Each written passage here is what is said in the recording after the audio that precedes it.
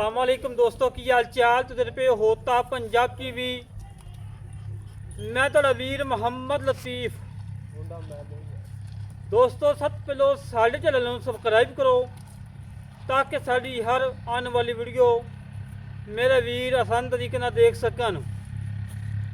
ਅੱਜ ਵੀਰਾਂ ਵਾਸਤੇ ਬਾਖੜੀ ਗੱਬਨ ਝੋਟੀ ਕੱਢੀ ਏ। ਮਾਲਕਾਂ ਦੇ ਕੋਲ 5 ਤੋਂ 6 ਕਿਲੋ ਦੁੱਧ ਏ।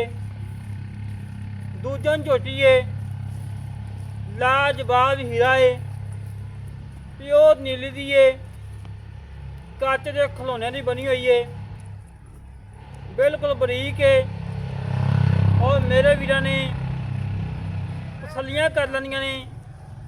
एक प्योर नीली दी कट्टी है एक झोटी है। पहले नंबर पर बाखड़ी झोटी कैमरा मैनू कहना दिखाओ। माशाल्लाह चंगी हड्डी चंगा पुट्ठा और चंगा खुडा धुनी कोड़ी का कतई निशान नहीं है। धौन मेरे बदन चेक करनी जिमें हरनी वाखू लम्मी और मेरे वीर ने बरीकियां चेक कर लेनिया ने। पिछले 2 खो धोते ने अगले काले ने और पूछल बरीक धागे वगरी है। हड्डी मेरे भी चेक करनी है और खुडा चेक करना है पुट्ठा चेक करना है और कद चेक करना है लंबाइयाँ चौड़ाइयाँ और हुसन माशाल्लाह अख इस तरीके नाल जिवें नर्जी से बुल माजदा हुंदा है। धौन लंबी है और बूथी बिल्कुल छोटी जी मूँह कटियां वाला चारे खोर गोल खोर घोड़े संभव आखूँ। पश्चिम मेरे भी चेक करनी है पूरे जिसम के उत्ते 4 इंची पश्चिम है और गब्बन 1 महीना को 18 तो 20 दिन हुई है और मुकद्दर जहां नसीब है।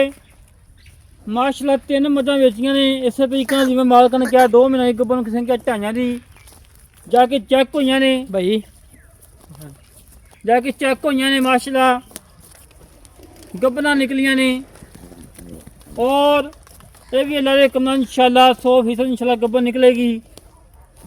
और मेरे वीरान टुरन फिरन चेक करना है कोई सदनवा नहीं कोई कंडा नहीं सोने वाला टोर नवाबी टोर रोग का थान और लाजवाब थान लगा है। माशाल्लाह टुरन फिरन बड़ा प्यारा है कोई सदनवा नहीं कोई कंडा नहीं सोने वाला टोर। माशाल्लाह बरीकियाँ लंबाइयाँ चौड़ाइयाँ मेरे वीर ने तसल्ली नाल चेक कर लेंदियां ने। और घरेलू झोटी है किसी व्यापारी को नहीं किसी खिलाड़ी को नहीं बिल्कुल घर दे खड़ी है और घरेलू जानवर हमेशा तो कटी गए हैं वीर की खातर तो वीर का शौक पूरा हो वीर आसान तरीके नाल खरीदन। और माशाल्लाह इसदा अनमोल हीरा दुधा जानवर और घरेलू जानवर और माशाल्लाह सोहनी सुथरी झोटी सींगी मोड़ के काठा पशम चंगी बूथी मेरे वजन चेक करनी अल्लाह देखो झोटी तैयार रही पूरे 7 लाख दी है।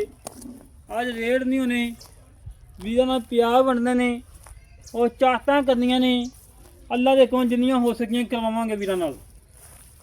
माशाल्लाह जी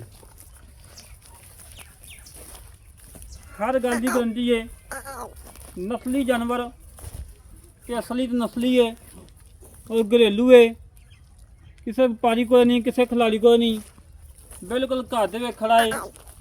और माशाल्लाह कंड पतली धौन लंबी धुनी कुड़ी का कतई निशान नहीं थान चंगा पावर वाला और माशाल्लाह बूथी बड़ी प्यारी।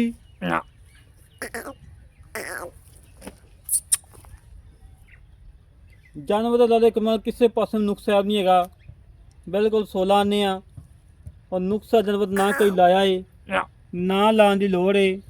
ਜਾਨਵਰ ਉਹ ਲਾਈਦਾ ਜਿਹੜਾ ਵੀਡੀਓ ਦੇ ਕਾਬਲ ਹੋਵੇ।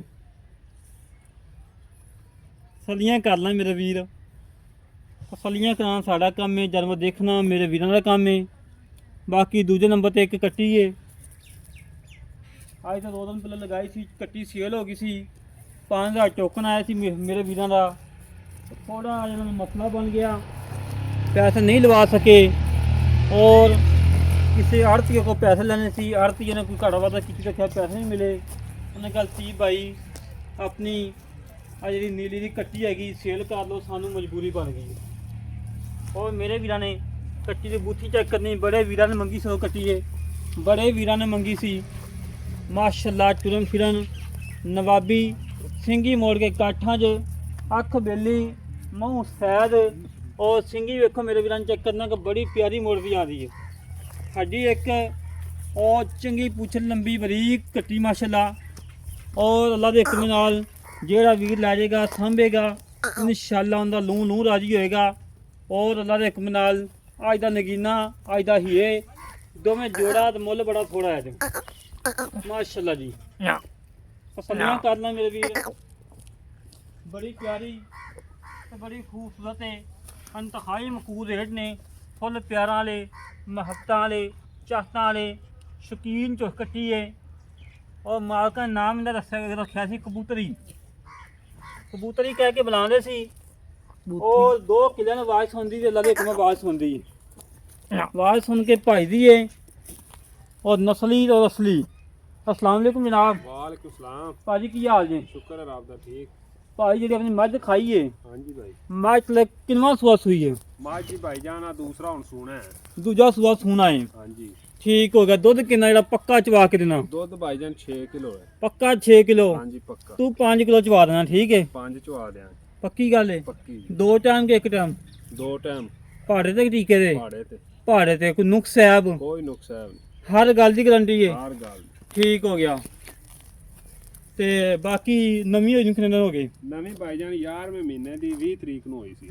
11ਵੇਂ ਮਹੀਨੇ ਦੀ 20 ਨੂੰ ਹੋਈ ਸੀ, ਅੱਜ ਹੋ ਗਏ ਨੇ 7 ਤਰੀਕ ਹੈ ਕਿ 8 ਹੈ? ਅੱਜ ਪਤਾ ਨਹੀਂ ਇਹ